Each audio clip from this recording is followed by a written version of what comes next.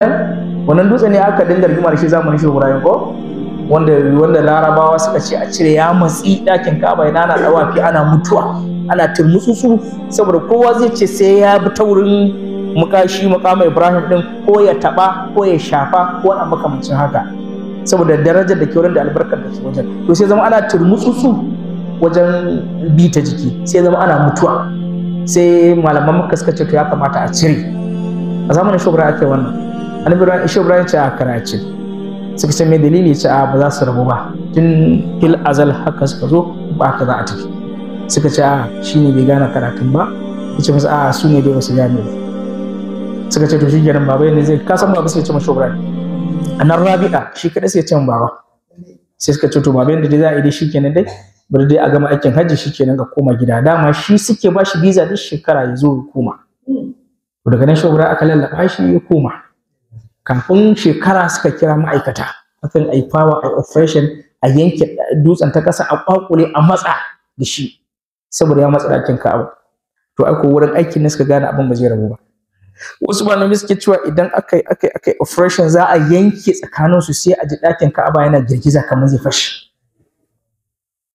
an yi haka an yi attempting karshe sai resolve su engineers suka ga hukumar Saudiya cewa in dai ana nufin sai an raba su to sai dai a tashe su gaba ɗaya a wajen da ɗakin Ka'aban da Hijir Ismail ɗin dukka Maqam Ibrahim dukka tashe su a wurin sai suka ce to ba zai yi ba a mai da ƙasa a rike to daga nan ne sai suka fara oke to maganar Shehu Ibrahim akwai abin na a cikin ta to an ce sarkin Makka zamanin Faisal aka yi wannan sarkin Makka da kansa a shekarar yayi maza ya aika mana Shehu Ibrahim visa da take cewa lalle yana ta roƙon wannan shekarar ya zo yakin haji da wuri saboda a tattauna wannan matsalar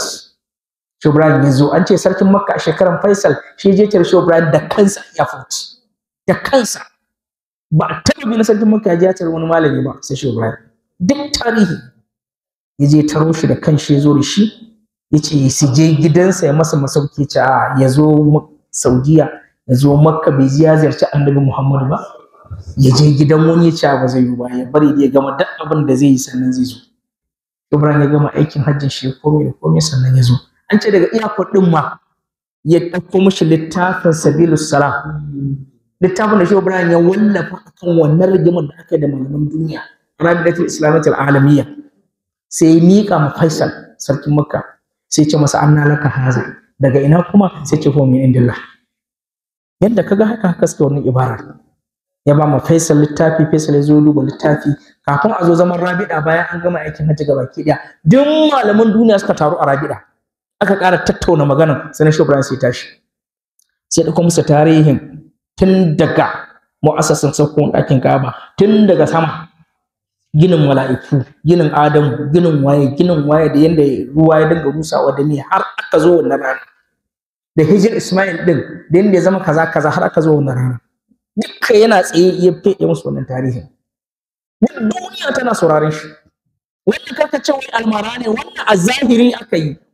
yanzu ka clicking a Google kana mu tarihin Maqam Ibrahim da rigimar da aka yi a Maqam Ibrahim wurin sai Maqam Ibrahim wallahi sai ka samu wannan labarin da nake ga mutane ko yanzu a Google